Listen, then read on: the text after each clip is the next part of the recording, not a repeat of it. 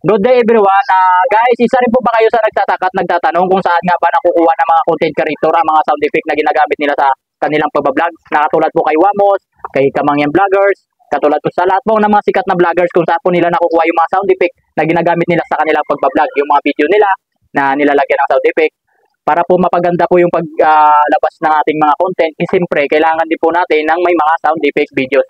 Sa video na ito guys, ituturo ko pa sa inyo guys kung paano po nakukuha yun at saan po nakukuha yun. Po, step by step na ituturo ko po sa inyo guys, sundin nyo lang po itong gagawin natin. Ang una nyo pong gagawin guys, pumunta po kayo sa inyong Chrome.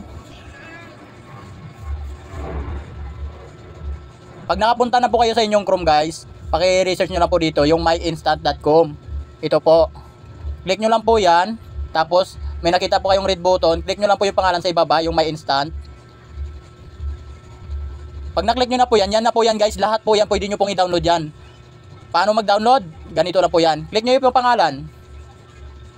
Pag na-click nyo po yung pangalan, scroll pataas, makikita po kayong download MP3 sa baba. Click nyo lang po yan.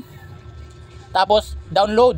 Hindi ko na po ito i-download guys, dahil may dinownload na po ako nito na ganitong sound effect. Ngayon po, cancel ko po yan. Bahala na po kayo guys kung ilang sound effect po yung i-download nyo. Pwede nyo pong lahatin yan para po marami po kayong magagamit. Ngayon guys, pwede po kayong balik po kayo.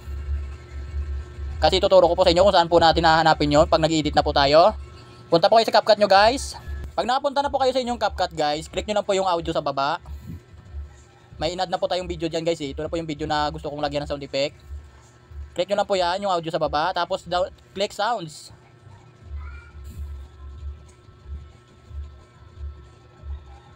Click yung parang memory.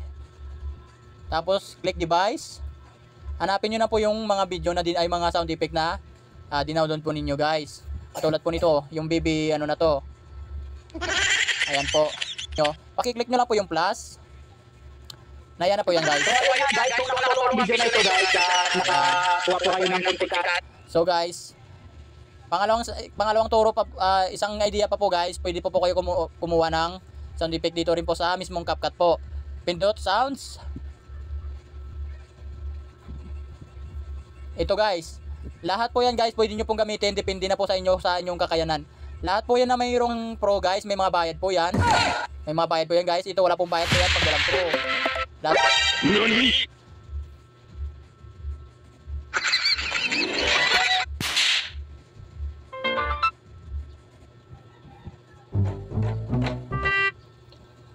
Lahat na po yan guys, pwede nyo po yan magagamit.